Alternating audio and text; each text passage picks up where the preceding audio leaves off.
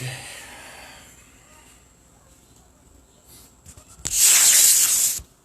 That over.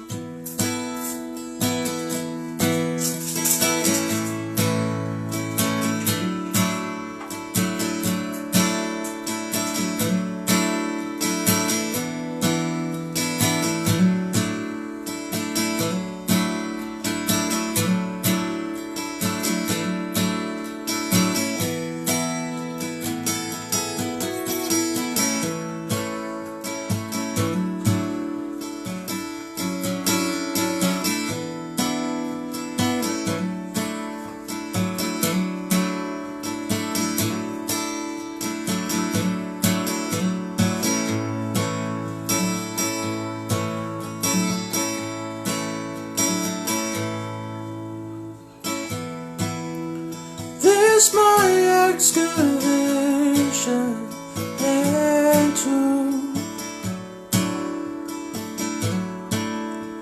days come round.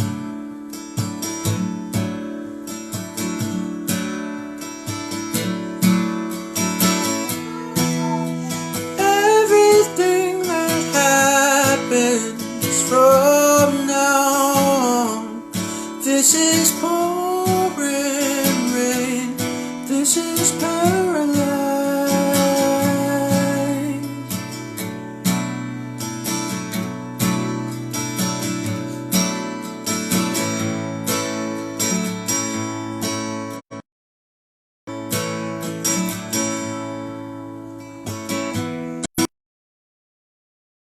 Going down to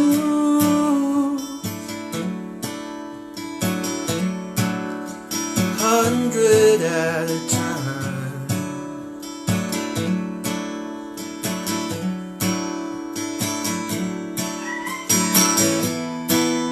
It's hard to find it when you do it, when your money is gone and you're drunk as hell.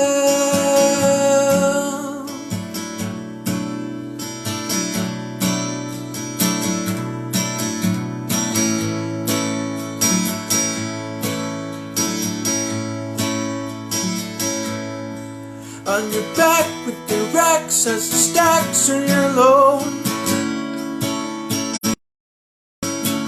In the back with the stacks and the stacks of your load. In the back with the racks and you're stacking your load.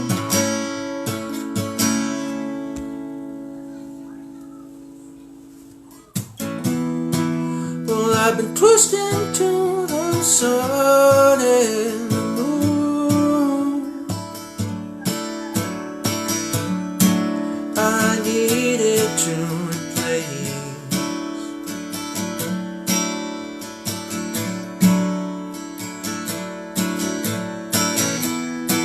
the fountain in the front yard is rusted out. Oh, my love was down in a frozen ground.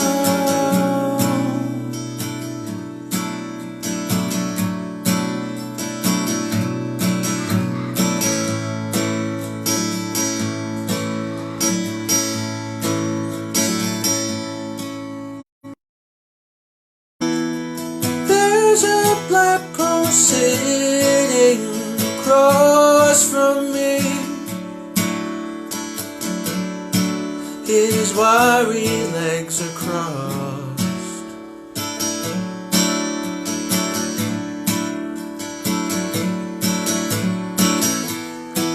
He's dangling my keys, he even fixed a toss.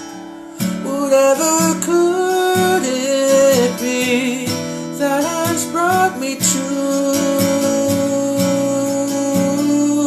this loss?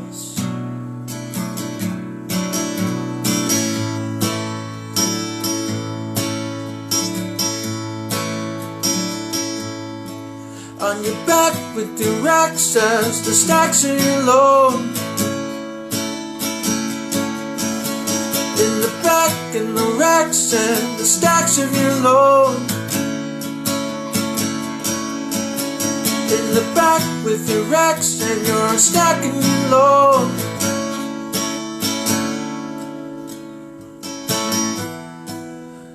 This is not the sound of a new day or a crispy realization.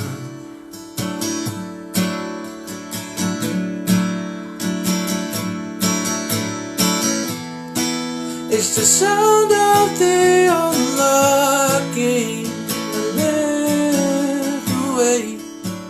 Your love will be safe with me.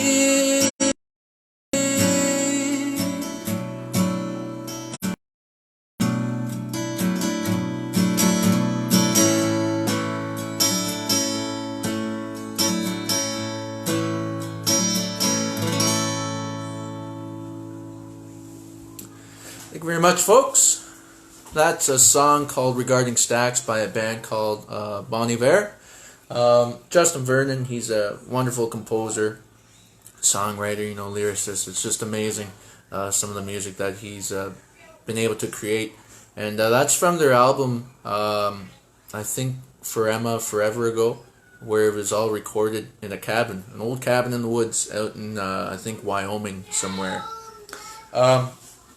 So anyway, I wanted to just do one song today, and now we're going to. I'm just gonna talk a little bit and maybe share some stories here. First of all, I hope you're all doing well out there. I hope you're all safe and sound at home with your families. You're all healthy, and thinking about everyone again. This has been quite the experience, and not just in the sense of craziness, but more in the sense of I don't know, a lot of personal growth is happening at the moment, in my opinion, and for myself. There's a lot of new things that I'm discovering about myself too. For instance, I might have shared it before. Sometimes when I cook dinner, I'm actually really starting to enjoy cooking now, by the way. But one thing I've discovered when it comes to cooking is that I'm a cook dinner and do the dishes at the same time type of guy. I don't understand why, but it just, I don't know, maybe to wait helps the process of dinner being made go by quicker. I've also realized that I've been starting to get more political, and politics are not really my thing. They never really were to begin with, and I always found that people who got involved with politics often made a lot of enemies too. Mainly because that, in my opinion, I find people who are involved in politics are quite adverse to their knowledge of knowing what needs to happen in their communities, whatnot. But that's something that I've been starting to slowly get involved with. There's been a lot of argumentative things that have been directed at me already from members of my community. And, that's just because I'm coming from a sense of 5 who, I like to think logically, and, these people who are arguing are wanting to, kind of just think about themselves, and whereas, me and other youth especially are thinking a lot about of our community as a whole. But anyway, enough of that. So, a couple of stories I wanted to share kind of come from personal knowledge and things that people have told me as well. First story I want to share, and the importance of being an Indigenous support worker especially is part of our job is giving these kids, and not just Indigenous kids, in my opinion, with all children, a sense of pride in who they are as an individual. I've always said to children to learn about their history, to learn about other cultures, to learn another language. It'll make them more intelligent as they grow older and whatnot. And it's never too late or it's never too late to learn about your culture if you've never been around it before. You know, it's perfect timing every time to go into the lodge or to start learning anything that you're involved with. Depending what your background is. When I was growing up, I was always immersed with the culture. I was surrounded by it. But my mom and dad, they never forced me or my siblings into it. It was kind of always something like, okay, this is happening. If we want to go, we can go, type of thing. But they never said like, you're going to ceremony or whatnot. Kind of just out of my siblings, I'm kind of the only one who's really involved with it. My brother Joe, he's been in the lodge before, but for myself, it's something that I'm really involved with or try to be involved with. I didn't go into my first lodge until I was about, I want to say, 19 years old. And that's when I first started dating my fiance, Natalie. And we were about to go on a canoe trip in Dokis, Okikenda. And altogether, it's a 3-day canoe trip, and we paddle about 39 kilometers around the island. It's the most beautiful thing ever. And that first year, we had a sweat lodge the night before with Elder Gordon Wandabens, and I hope he's doing well. And he was my first sweat lodge experience, and it was just an amazing thing.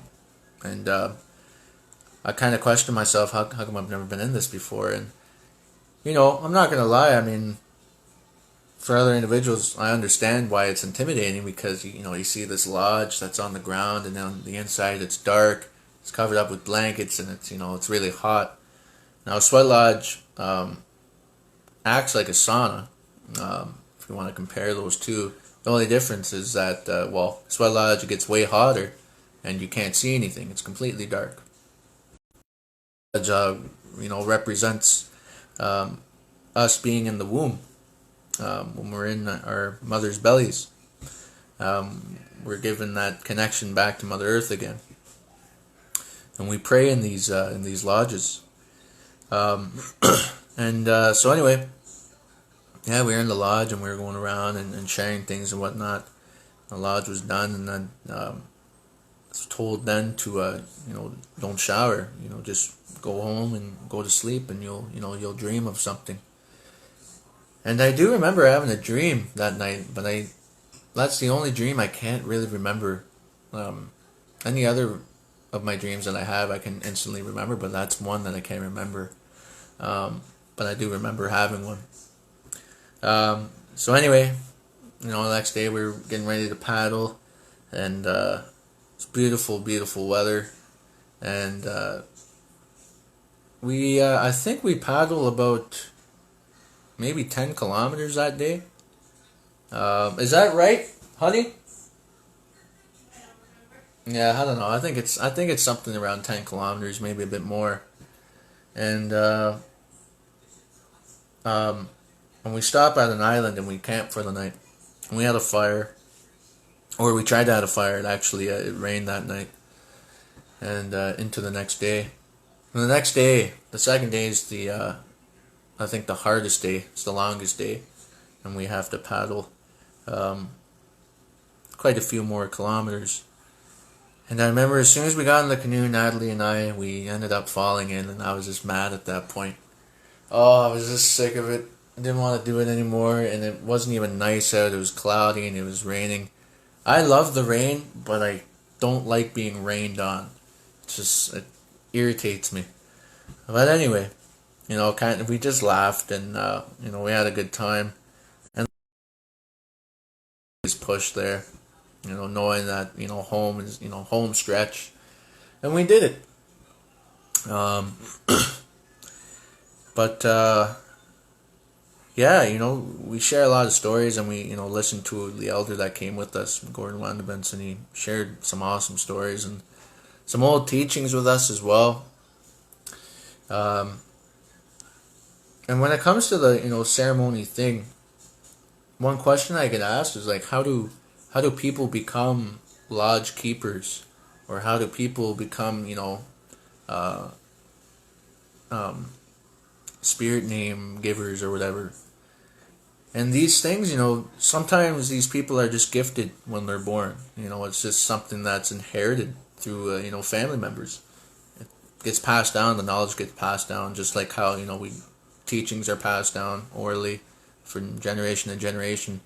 Sometimes a lodge is passed down through generation to generation. Sometimes people, learn about it, and they to school, I guess if we want to say it like that. They get taught by folks, but the majority of the time, the lodge keepers are ones who have kind of just been brought up into it ever since they were born, and they're just born with that gift.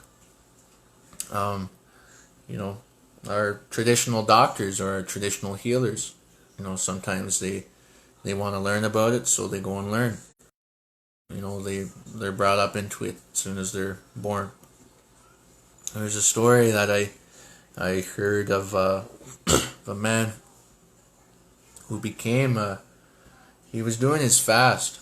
Now, when it comes to fasting, um, fasting is where we go 4 days in the bush, and we don't eat, and we're kind of sacrificing ourselves in a sense during the fast.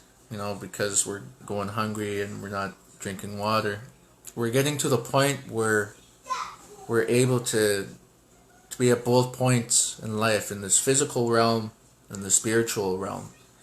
We're able to be at both points, see both views. That's why when people go on their fasting, they have pretty powerful experiences.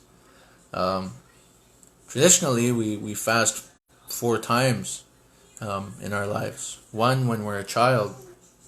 The second time is when we're an adolescent or a teenager. And the third time is when we're an adult, and the fourth is when we're an elder. But nowadays, people just, they fast anytime they feel like they have to. And usually the purpose of a fast is when somebody is wanting to pray for their community, pray for healing, or do it for an individual, or maybe do it for themselves. Or they want to, be gifted with something, or maybe they had a dream of something and they want to get an answer to it. So during those 4 days, you're praying that whole time. You gotta pray, and you gotta offer your sema, your tobacco. Anyways, this man was somewhere in, I think, Minnesota maybe, and he was going on his fast, and he was dropped off by this old man, and he told him, he just explained to him, while you're out here, make sure you offer your tobacco, your medicines, make sure you're praying. If you get scared, light your smudge and whatnot, but you got to remember to pray. So, be good, stay safe, and I'll come back for you in 4 days. He said, okay. So that man left, and there was this man, he's just looking around, being surrounded by his surroundings, or getting familiar with his surroundings.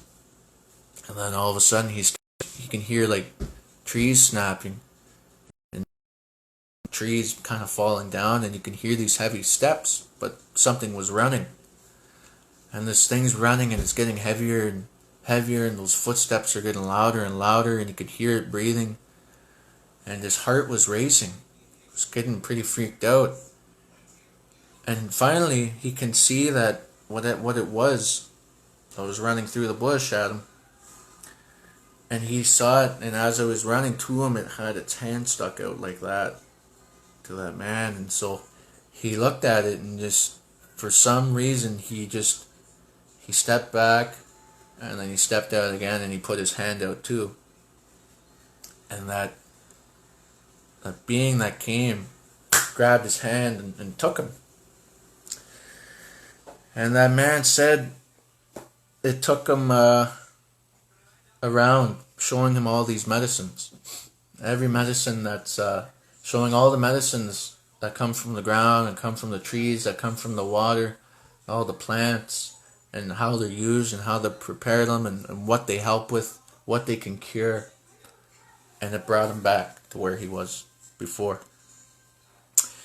And that old man that dropped him off came back and he said, "Okay, let's go. Time's up."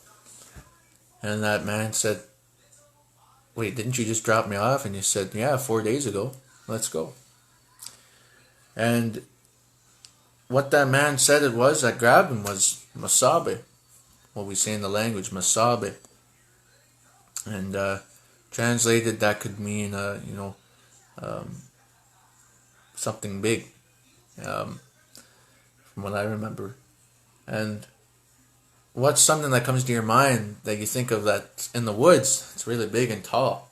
And if you've ever seen the Seven Grandfather Teachings, if you remember the picture of honesty, you'll either see a big foot or you'll see the silhouette of a really, really tall man, tall being. So Masabi is, what we can translate to Sasquatch or Bigfoot. There's been a lot of stories of Masabi that I've heard too, that they're a people, that they have a language, and a long time ago that they used to do ceremony with Anishinaabe people or with First Nations people, share stories and teachings, and but because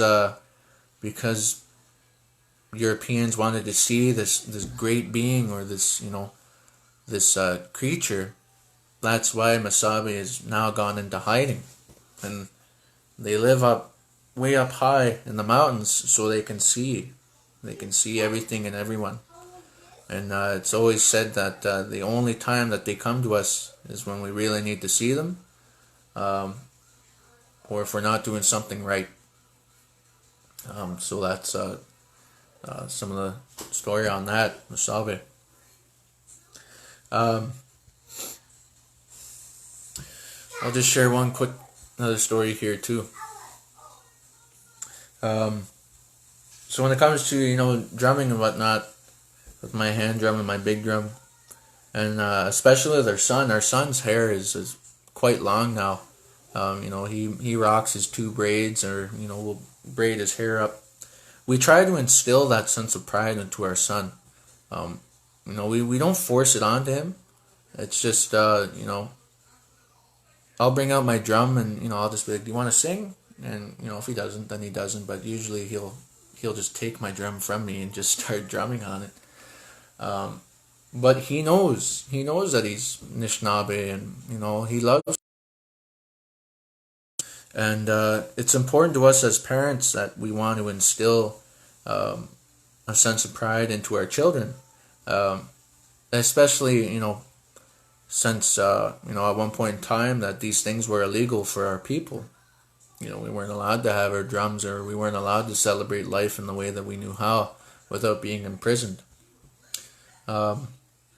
So when it comes to the residential school thing too, that's that still affects a lot of us, with intergenerational trauma, especially for those that have had family members that were victims of residential school, either if they survived or if they didn't. We carry that, and especially when we hear other language speakers speaking their language fluently, and people like myself, I don't speak fluently.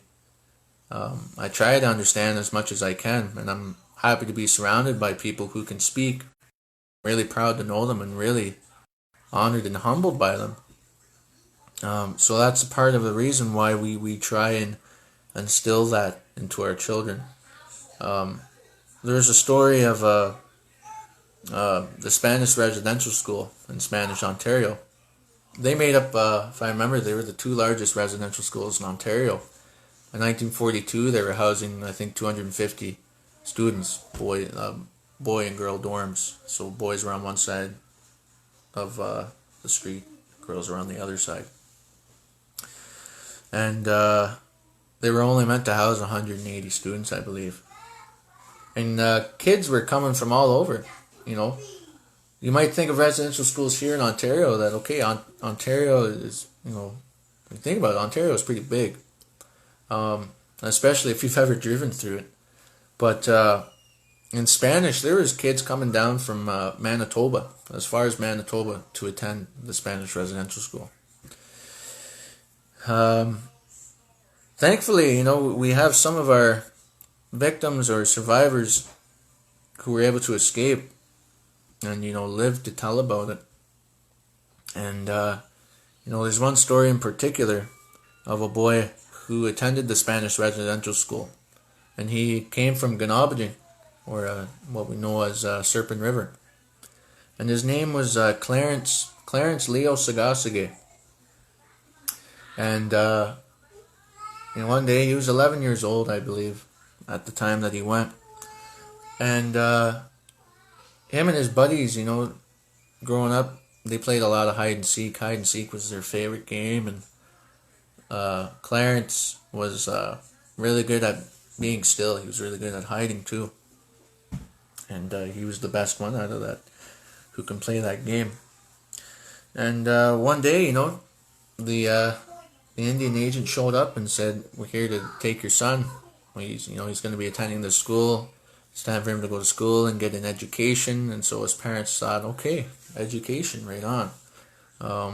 So go to this school, and so he went. He didn't want to go, and as soon as he arrived, got his beautiful long haircut, and he was given a different change of clothes. And when he was there, he was told that you can't speak your language. You can only speak English. If you're caught speaking your language, you're going to be severely punished. It's banned from here. So every time he spoke English, he didn't like it. He just didn't like speaking English. But any chance that him and his buddies got a chance to be around each other, they always spoke the language to each other, or they whispered it. But when the nuns or the sisters would come by, they would start speaking English. But anyway, it was Christmas time, and they were allowed to go home and spend Christmas with their families. They were allowed to go home for only 1 week. I shouldn't say only 1 week. That's a long time. Way back then, a week is awesome. So anyway, they got back to Ganabajing, and they were back to being kids again, being children, and playing their favorite game, playing hide and seek. And as the days were, getting nearer and nearer to go back, Clarence didn't want to go back. So last time they played hide and seek, he got an idea. So the next day, when it was time to go back, he got up very early in the morning, and he went out, put on his mukluks, and there was a fresh layer of snow on the ground. And behind his house was the bush. So he stepped out and he got an idea, and he walked backwards through the snow into the woods. Kept walking, and he went behind this, hid behind this bush. So eventually, later on, he could hear that truck approaching, and they were looking for him. He was the last kid that they were looking for. And so the Indian agent and the sisters or the nuns went up to his mom and dad and said, "Where's your son? It's time to go back. We need him." And they had no idea where he was. They had no idea. And so one of the agents went out and started snooping around, and they saw his footprints. And he said, "Well, these tracks are leading out of the forest. So, he must have already went back to the school. Or maybe he's not even here.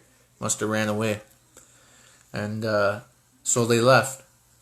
And Clarence, he heard that truck go, get farther and farther away, and he ran back inside to his mom and dad's house, where his mom and dad were there to greet him. They had no idea. They gave him some tea, and that's how Clarence got away from the Spanish residential school. And the reason I share that story, and the reason why it connects with me so much or resonates with me so much, is because Clarence was who I called Leo, and Leo was my Papa Leo. He was my Shomas.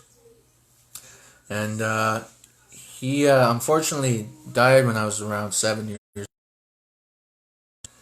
And we his last 2 weeks of life we spent with him in Serpent River or in Elliott Lake. And my mom would ask him, or he would ask my mom, has the moose crossed the river yet? She would say, no, I don't think so. And my mom only asked him one time through her entire life.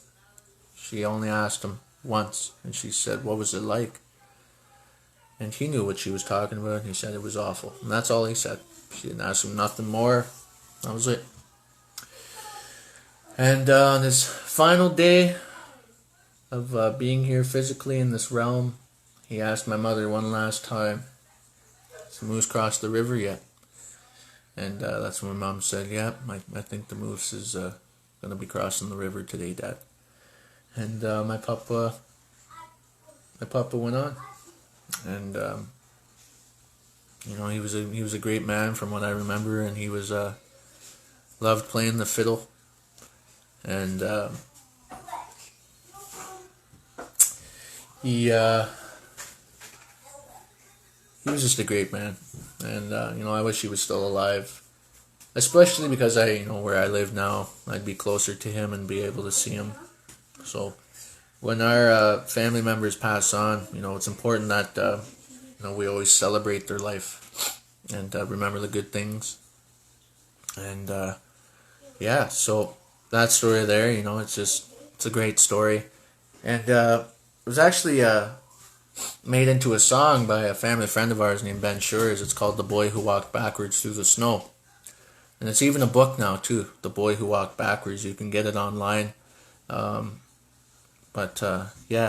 I wanted to share that with you guys today, especially that song. And so I'm going to end there. Again, I hope you guys are all well. I hope you're enjoying your day. It's kind of cloudy out, but, still that wouldn't hurt to get outside anyway. Stay healthy, stay safe, stay busy, and see you guys again next Monday for another Music Monday and maybe another story.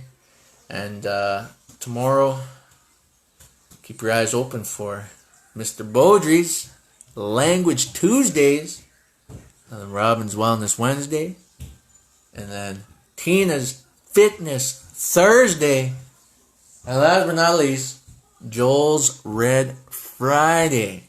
So, we're having a lot of fun doing this, and keep it real like a Happy Meal. And bon appétit. I love you all.